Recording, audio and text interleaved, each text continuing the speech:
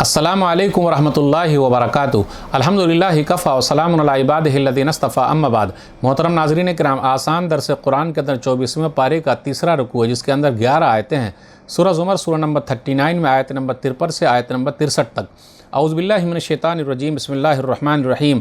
قل یا عبادی الذین اسرفوا علی انفسہم لا تقنطوا من رحمۃ اللہ ان اللہ یغفر الذنوب جمیعا انہ هو الغفور الرحیم۔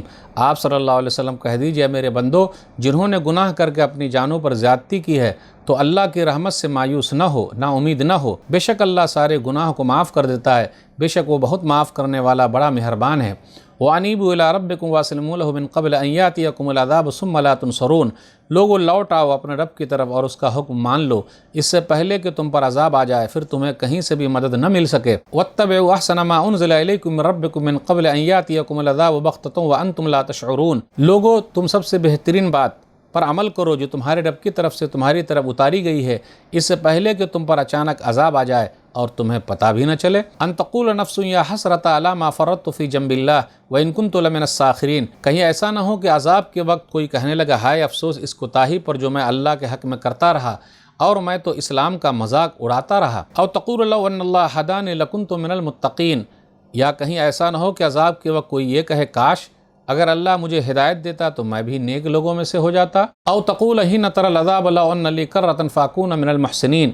یا جب عذاب دیکھے تو کہنے لگے، کاش مجھے دنیا میں جانے کا ایک اور موقع مل جائے تو میں نیک لوگوں میں سے ہو جاؤں۔ بلا قد جاءتک آیاتی فکذبت بہا واستکبرت وکنت من الکافرین۔ اللہ کہے گا، کیوں نہیں، بات یہ ہے کہ میری آیتیں تو تیرے پاس آ چکی تھی، پھر تو نے انہیں جھٹلایا تھا اور تو نے تکبر گھمنڈ کیا اور کافر و انکار کرنے والوں میں سے ہو گیا تھا۔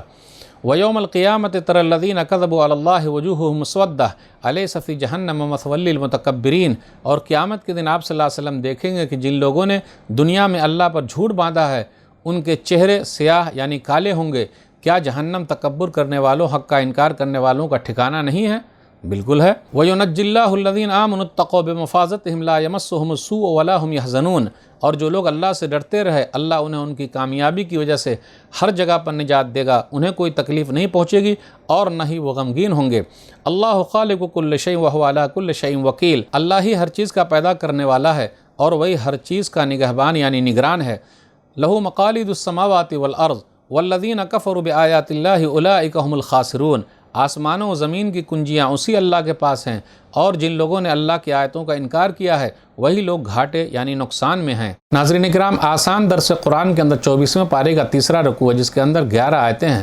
سورہ زمر سورہ نمبر 39 میں آیت نمبر 53 سے آیت نمبر 63 تک۔ آیت نمبر 53 پر غور کیجئے، کبھی مایوس مت ہونا۔ قل یا عبادی الذین اسرفوا علی انفسہم لا تقنطوا من رحمۃ اللہ ان اللہ یغفر الذنوب جمیعا انہ هو الغفور الرحیم۔ آپ صلی اللہ علیہ وسلم کہہ دیجئے، اے میرے بندو، جنہوں نے اپنے نفس کے اوپر ظلم کیا، اللہ کی رحمت سے مایوس مت ہو۔ پھر آگے کہا، اللہ بڑا بخشنے والا، رحم کرنے والا ہے۔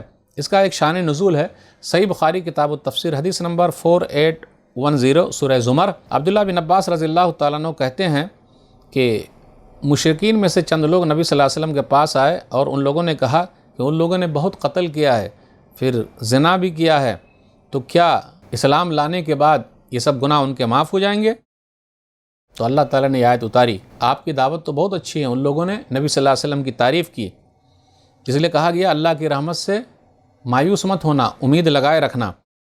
اب ایسا ہے کہ آدمی گناہ پر گناہ کرتا جائے اور توبہ نہ کرے، پھر اسی طریقے سے گھبراہٹ میں وہ آ جائے کہ میں نے بہت گناہ کیا، اللہ مجھ کو معاف نہیں کرے گا، ایسا نہیں ہے۔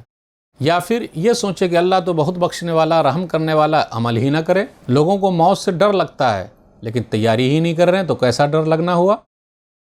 دیکھیے، موت سے بچ نہیں سکتے لیکن جہنم سے بچ سکتے ہیں، تو جہنم سے بچنے کی تیاری کیجیے۔ اگر موت سے آپ کو ڈر لگتا ہے کہ موت آئے گی تو جہنم سے بچنے کی تیاری کیجیے۔